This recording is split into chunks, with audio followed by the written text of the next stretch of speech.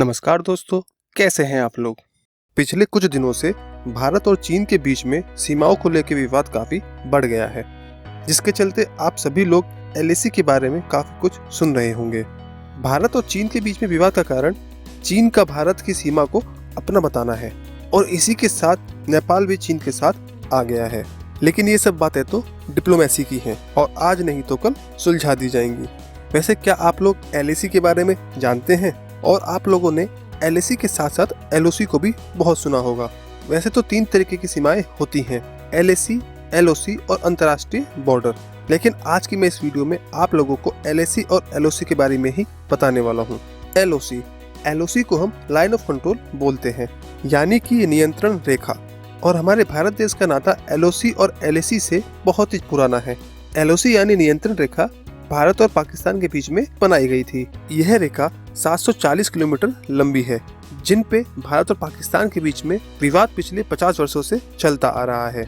यह नियंत्रण रेखा 1947 में भारत और पाकिस्तान के बीच में तत्कालीन रूप से खींच दी गई थी और जो आज भी लगभग वैसी ही है। 1971 में बांग्लादेश युद्ध के उत्तर में पाकिस्तान ने कश्मीर पर हमला कर दिया था, जिसके बाद दोनों देशों ने नियंत्रण रेखा को पार करके एक दूसरे की चौकियों पे कब्जा कर लिया था।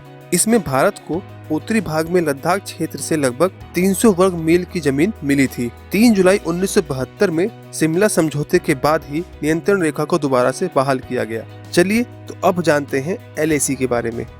एलएसी का मतलब होता है लाइन ऑफ एक्चुअल कंट्रोल, या जिसे हम वास्तविक नियंत्रण रेखा भी बोलते हैं। यह रेखा भारत और चीन के बीच में बनाई गई थी, जो लगभग 4057 किलोमीटर लंबी है।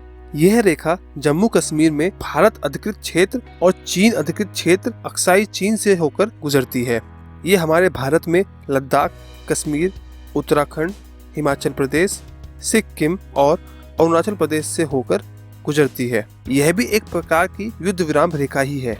यह रेखा 1962 में भारत और चाइना के बीच में हुए युद्ध के खत्म होने के बाद जो सेना जहां थी वहीं उस जगह को वास्तविक रेखा मान लिया गया और यही वजह है जिसकी वजह से दोनों देशों के बीच में आज भी विवाद बना हुआ है।